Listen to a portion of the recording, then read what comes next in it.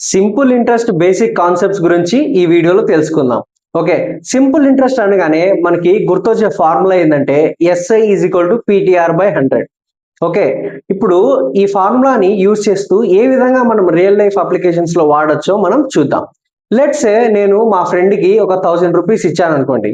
ఇచ్చి 5 years తర్వాత 5% interest తో నాకు తిరిగి ఇవ్వము అని చెప్పాను అనుకోండి.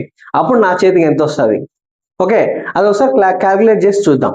ఓకే, ముందు ఇది వచ్చేసి పి అంటే SI is equal to PTR by 100 లో పి వచ్చేసి ప్రిన్సిపల్, టి వచ్చేసి టైము, ఆర్ వచ్చేసి rate of interest.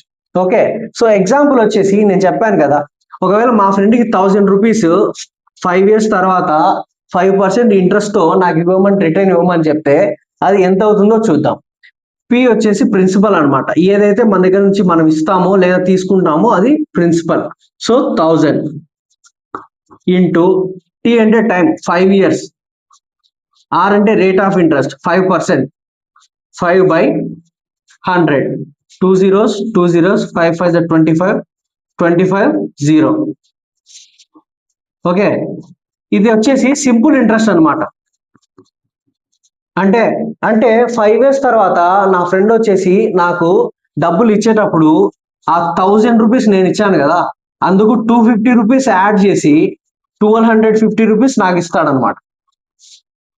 Okay, so అది ఇక్కడ వచ్చేసి ఈ amount is equal to P plus SI అని ఇక్కడ రాశాను కదా, అది ఇది అమౌంట్ అనమాట. ఓకే, ఇది ప్రిన్సిపల్ అమౌంట్, ఇది సింపుల్ ఇంట్రెస్ట్.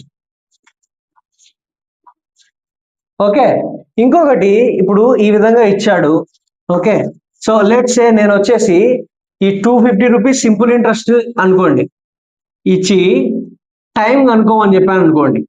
ఓకే, టైం కనుక్కోమని చెప్తే ఈ టీ ఇక్కడే ఉంటుంది, టీ ఈజ్ అక్కడే ఉంటుంది, T SI into 100 by P into R is equal to tea.